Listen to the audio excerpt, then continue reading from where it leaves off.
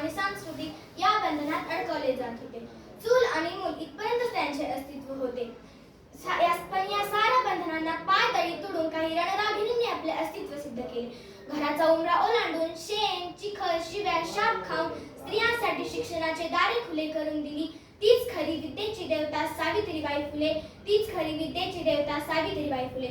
या देशाला दोन छत्रपती बहाल करणाऱ्या राजमाता जिजाऊ आणि एक स्त्री असूनही जिने माहेश्वरी या ठिकाणी मराठ्यांची राजधानी निर्माण केली अशा लोकमाता पुण्यश्लोक अहिल्यादेवी होळकर यांना माझा त्रिवार अभिवादन.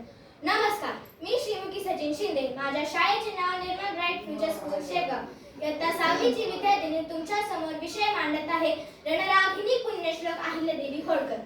पुण्यश्लोक अहिल्यादेवी होळकर यांचा जन्म 31 मे 1725 रोजी अहमदनगर जिल्ह्यातील चौंडी या गावी झाला. अहिल्यादेवींचा जन्म म्हणजे चौंडी गावासाठी झालेली सोनेरी पहाट. अहिल्यादेवींचा जन्म म्हणजे स्त्री उद्धाराची सुरुवात आणि अहिल्यादेवींचा जन्म म्हणजे शत्रूंना सुटणारा फरका. आज भारतीय स्त्री चुलीच्या धुरापासून ते राष्ट्रपती पदापर्यंतच्या धुरा सांभाळण्यापर्यंत सक्षम आहेत. ते फक्त आणि फक्त अहिल्यादेवींची पुण्य आहे. ती फक्त आणि फक्त अहिल्यादेवींची पुण्य आहे. जंगल में पेड़ तो बहुत होते हैं, जंगल में पेड़ तो बहुत होते हैं, लेकिन चंदन जैसा कोई नहीं, चंदन जैसा कोई नहीं. इस दुनिया में देवियां तो बहुत हुई, इस दुनिया में देवियां तो बहुत हुई, लेकिन अहिल्या जैसी कोई नहीं, अहिल्या जैसी कोई नहीं. आज ही 21व्या शतकात महिलांची स्वतंत्र फौज नाही, पण अहिल्यादेवींनी जगातील पहिली महिलांची फौज निर्माण केली. जेव्हा राघोबा पेशवे 40,000ची फौज घेऊन चालून आला, त्यावेळी अहिल्यादेवीने त्यांना एक पत्र लिहिले, ज्यात लिहिले होते की राघोबा, जर या लढाईत माझा पराभव झाला तर काही फरक पडणार नाही, कारण लोक म्हणतील की राघोबांच्या 40,000च्या फौजेकडून निराधार अहिल्याचा पराभव झाला. पण यदा कदाचित या लढाईत तुमचा पराभव झाला तर एका महिलेकडून राघोबांचा पराभव झाला असे लोक म्हणतील. त्यानंतर तुम्हाला तोंड दाखवण्याची सुद्धा जागा उरणार नाही. आणि हे पत्र वाचूनही जर तुमची लढाईची इच्छा असेल तर ही अहिल्या तुम्हाला आव्हान करते की शिप्रा नदी ओलांडून पुढे या.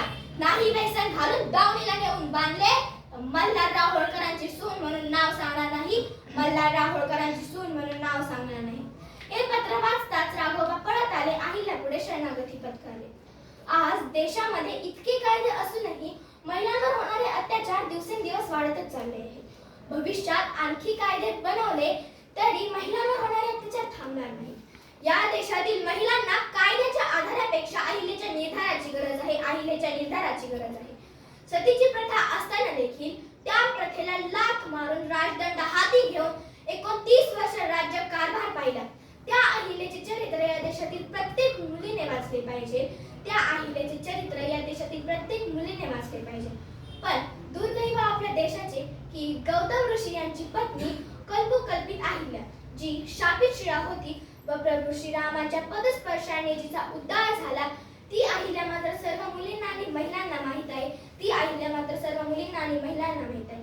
पण जिने भुकेल्यांसाठी अन्न छत्र उभारणारी, जिने भुकेल्यांसाठी अन्न छत्र बांधले, वारचारूसाठी धर्मशाळा बांधल्या, यात्रेकरूंसाठी घाट बांधले आणि 33 कोटी देवांचा उद्धार करणारी अहिल्या मात्र माहित नाही, अहिल्या मात्र माहित नाही. शेवटी त्यांच्यासाठी एवढंच बोलावेसे वाटते की कार्याचे ऐसे अहिल्या देवींचे, कार्याचे ऐसे अहिल्या देवींचे, नाही तुझ्यात ते जमायचे, नाही तुझ्यात ते जमायचे, नामतयाचे घेतावाचे, नामतयाचे घेतावाचे, मस्तक आमचे नमायचे, मस्तक आमचे नमायचे. धन्यवाद.